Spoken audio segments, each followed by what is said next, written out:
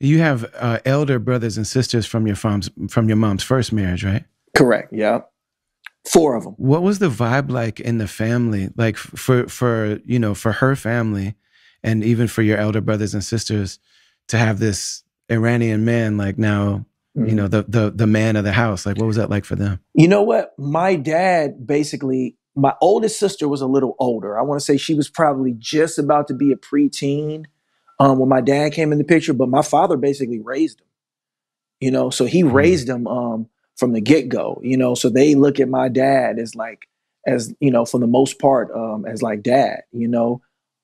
So there was I can remember stories that my sisters would tell me. Like at first it was kind of like, you know, who is this white man? You know what I mean? And my mom was like, he's not white. He's, you know, Iranian, you know? But it was just like to them, like I said, it was just like, well, who's this new guy? Whatever, whatever.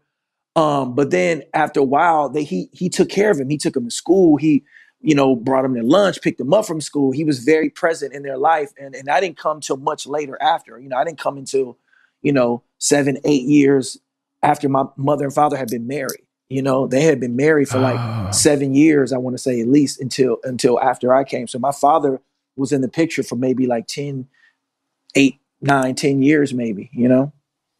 Crazy. I didn't realize that part. Yeah. So my understanding is that your father's family wasn't in the picture, like wasn't in the house a lot, wasn't in your life a lot early on in life. And so your early years were really spent with your Black family. And it wasn't until later when your grandmother came that you started to really be introduced to the Persian side. Yeah. I mean, my father, we did have some relatives that like lived in Nevada, and then some would come. My dad had his cousin who would come and visit. He was there. So, you know, but it was very much still a Black household. You know what I mean? Like it was basically like my father and all Black people. You know, my aunts lived with us. You know how it is, like, because like I said, my mom was the first one to come from Chicago or come from Michigan to the West Coast to California. So at that time, my grandmother, my aunts, my cousins, they all kind of started trickling in. So over the next, you know, throughout the 80s and the early part of the 90s, they all started migrating, making their way over, and they would all stay at our house for undetermined, you know, periods of time. So the house was always packed. It was always an auntie, cousins living with us. And it was great. I mean, it probably, you know, when I think about it now that I'm adult, I know that had to be kind of stressful on the family. You know, my mother and father wanted to have like alone time as a married, you know, as a husband and wife. But that's why it took 7 years for you to show up. Yeah. There's too many people in the house. They always trickling in, and they were there. I mean, they were happy. They were coming while I was there because I remember like cousins, and you know, when I was like 3, 4 years old, some of my earliest memories are just like sharing the bed with cousins and all of us kind of being there, and you know, just all kind of like, you know, coming up together. So that's how it was until I got in college. Well, right before college, I want to say, because I was still living at home while I was in college, and I had one uncle come first, and he was like, he came and he was like a student, so he was living with us. And then I want to say like a year later, I want to say it was right before 9/11, my grandmother came, my grandmother and my other uncle. So now you have, and by that time, everybody else had moved out. It was just basically me, my mom, my dad's cousin, who's Iranian, obviously, my dad's 2 brothers, and my grandma. So now it's like it's complete flip. You know what I mean? It's like it went from being this completely like Black household to my father being like the only Iranian to now like it's all Farsi being spoken in the house. You know what I'm saying? It's like this Farsi is Persian food every day. You know. To where my mom is just trying to like kind of squeeze in the kitchen. So that was a whole dynamic too. So things drastically changed. You know, it's so crazy. One of the things that I've heard so many people from, you know, like, you know, the parents have come from different cultures, is like the smells in the house is such a major thing. Yep. You know what I mean? Yeah, because it's like, you know, if you grow up with, you know, one Black parent, and then my man Mally, who was on the tour with us recently, you know, for a while he had a West African stepfather, and so the house just smelled like fish all the time. Because West Africans is fish. Yeah. Yeah, and so he said, like that smell of fish was like such a big connection between him and that stepfather. And then when he left, he stopped smelling the fish again. So now like those smells always bring that up. Mm. I wonder, man, did you get a chance to talk to your dad, especially?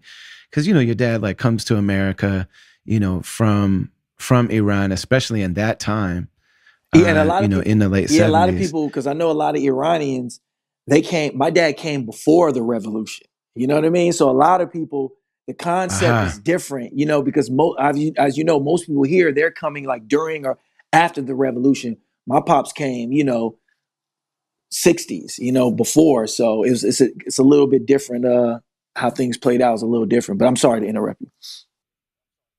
No, did he come for school or like what Yeah, what yeah, brought he him just came to? for school, came to study and, experience new things. And, what I mean? He came out here and he was studying, I forget what he initially studied at first, but then he got into automotive mechanics.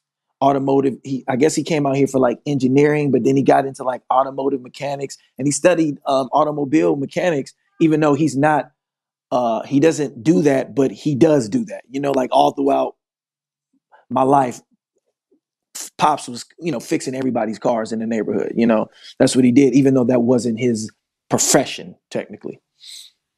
It just seems amazing to come from Iran because, like, I've been to Iran. I was there now. I Mm-hmm. wasn't there in the 60s, obviously, but like to Mm-hmm. come from Iran and to move straight in with a black woman and a bunch of black kids and a bunch of black aunties and cousins. And like, Yeah, yeah, man, he really did America for real. yeah, Like, yeah, for real. what was the impression that he had and like that your grandmother had? And like, do you have any sense of like what that was like for him and the family? Oh yeah. So as I got older, obviously my father, I can have adult conversations with him, even as a teenager. Um, Hmm. but even more so the last few years, because my mom, has passed away. God bless her. She But my father, he's just like shared so many stories with me now, or maybe I'm just like uh understanding them in a different way. Because a lot of stuff I remember him talking about, and I remember living through it. But now that I'm older, I just have a different perception, a different understanding. But one of the things we talked about recently, he was just talking about coming here and meeting my mom. He loved it. He just loved the family. He was talking about my brothers and sisters and how they were like still, they were like 3 and 4 years old. He says, I just loved it. I love being around the kids. That's what he loved. He loved family. He loved a big family. And he to him, it was great, and he just didn't look at his perception and understanding of race. He just didn't look at it. He thought it was, and he talks about, I'll give you one example. There's a little city next to Berkeley called Albany. Anybody who's from the Bay Area familiar with the East Bay, they know the city. It's a really white kind of little city, right next to Berkeley. And my mother and father, they were living in an apartment in Berkeley. And my father said that they were looking for a house to rent. And by this time, they're not making a lot of money, but they're making enough to where they both like are working as like servers. They met at a restaurant, by the way. So they're working as like servers or whatever. And mom's was like, look, we want to move into a house. They found a house that they like in Albany. But my father said, this is something he didn't realize. My mom told him, hey, when you go, I'm not going to go with you. Go by yourself. Don't take, what I mean? You go, tell them that you're going to bring your wife. Don't tell them that your wife is black. And he was just like, why? He's like, because we're not going to they're not going to rent to us. So my father goes there, talks about his family. They see him, blah, blah, blah, blah. And they let him. And then when he gets there, he moving all these black kids in. And the neighborhood's like, yo, what the? And he said there was some neighbors that were just like racist, very much racist. They see all these like black kids running around and they had a problem with it. But then there was one neighbor that was next door that got really close with my mother and father. They loved my brothers and sisters, and they kind of like told them, kind of like took them in and became good friends and tell them how to operate. Say, look, don't worry about these people. They're just backwards thinking. And but that was one of the instances that he told me like, yeah, it definitely was like some resistance from the neighborhood at that time. Did you